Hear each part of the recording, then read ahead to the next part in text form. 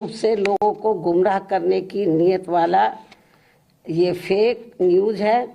अर्थात ये बिल्कुल गलत, झूठ, हवाई में मनगढ़ंत खबर है तथा ऐसे में नेताओं के साथ साथ मीडिया को भी इस प्रकार की कटी पतंग जैसी उड़ान भर के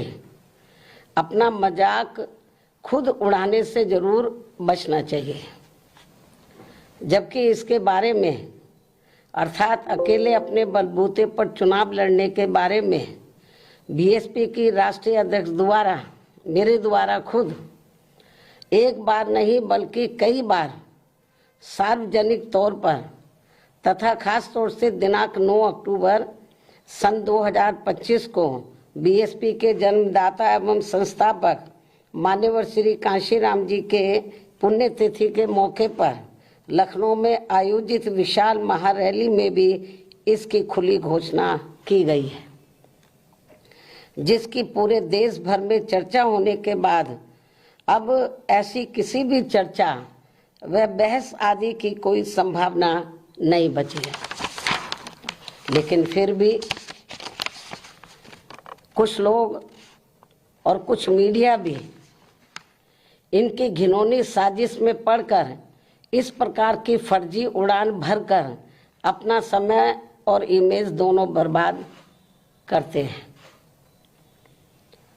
तो इसे फिर बीएसपी विरोधी हथकंडा ही माना जाएगा, जिस पर लोगों को ध्यान देने की बिल्कुल भी जरूरत नहीं है।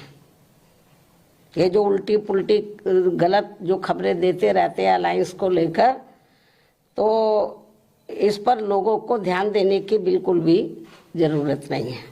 वैसे भी बीएसपी के लोगों को ये अच्छी तरह से मालूम है कि कांग्रेस, सपा व भाजपा आदि इन पार्टियों की सोच संकीर्ण व परम पूज्य बाबा साहब डॉक्टर भीमराव अम्बेडकर विरोधी होने के कारण इनका अम्बेडकरवादी बीएसपी से गठबंधन करने की नीति केवल इनके वोटों का राजनीतिक व चुनावी स्वार्थ है तथा इनसे गठबंधन करने से बीएसपी को केवल नुकसान ही नुकसान होता है, फायदा नहीं। और इसलिए बीएसपी के लोग अपने 2027 के मिशन में अकेले ही पूरे जी जान से लगे हुए हैं, जिस पर से उन लोगों का ध्यान भटकाने के लिए ही इस प्रकार की घिनौनी साजिशें ये लोग करते रहते हैं। ऐसे में पार्टी के सभी लोगों से यही अनुरोध है कि वे ऐसी अनर्गल व मनगढ़ंत बातों पर कतई भी ध्यान ना दें और वे हाथी की मस्त चाल चलते रहे तथा सन 2007 की तरह अकेले ही ये चुनाव लड़कर फिर से बीएसपी की पूर्ण बहुमत की अपनी सरकार जरूर बनाए। इसी प्रकार बीएसपी की राष्ट्रीय अध्यक्ष होने के साथ साथ विशेषकर सुरक्षा खतरों के मद्देनजर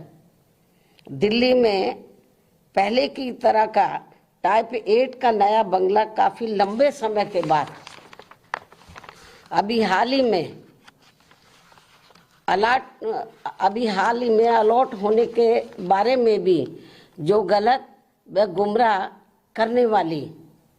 बीएसपी को नुकसान पहुंचाने की बातें षड्यंत्र के तहत प्रचारित की जा रही हैं,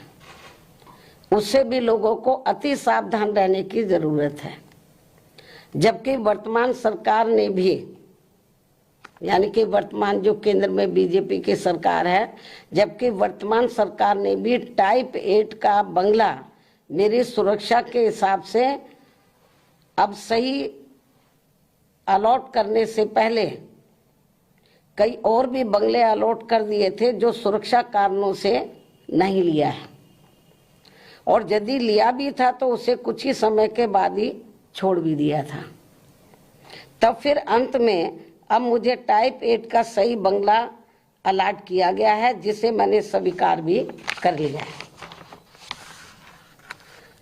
जिसको लेकर भी अब किस्म किस्म की गलत बातें प्रचारित की जा रही हैं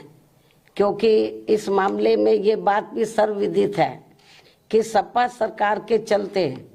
व इनके मुखिया के इशारे पर ही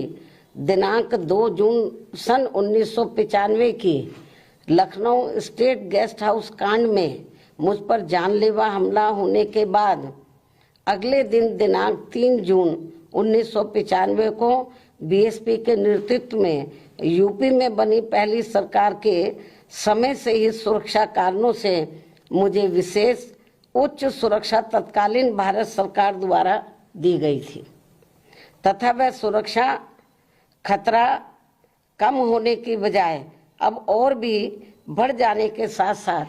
बीएसपी की राष्ट्रीय अध्यक्ष व पूर्व मुख्यमंत्री होने के नाते फिर दिल्ली में टाइप 8 का बंगला पूर्व में दिए गए 3 त्यागराज मार्ग के टाइप 8 के बदले में मिला है। जी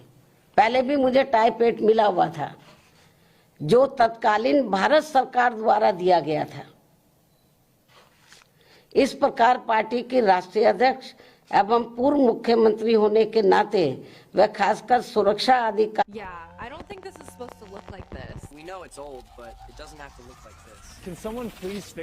मुझे टाइप 8 का बंगला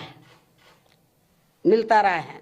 तथा अब इसको लेकर किसी भी प्रकार से संकीर्ण व अति घिनौनी राजनीति करना उचित नहीं है। इतना ही नहीं बल्कि जैसे जैसे चुनाव नजदीक आएगा तो विरोधियों के साम दाम दंड भेद आदि के हथकंडे तथा बीएसपी को सत्ता से दूर रखने के षड्यंत्र और भी बढ़ते जाएंगे जैसा कि हमेशा से होता रहा है। इसलिए केवल यूपी ही नहीं बल्कि पूरे देश भर में सभी अम्बेडकर वादियों को विरोधियों के दांत खट्टे कर देने वाली केवल एकमात्र अपनी पार्टी व उसके आयरन नेतृत्व पर पक्का व पुख्ता भरोसा करके परम पूज्य बाबा साहब डॉक्टर भीमराव अम्बेडकर के आत्मसम्मान व स्वाभिमान के मूवमेंट को मजबूती प्रदान करने हेतु मिशनरी भावना के साथ इन्हें पूरे तन मन धन से लगे रहना बहुत जरूरी है। ये मेरी अपील भी है। धन्यवाद। जय भीम व जय भारत।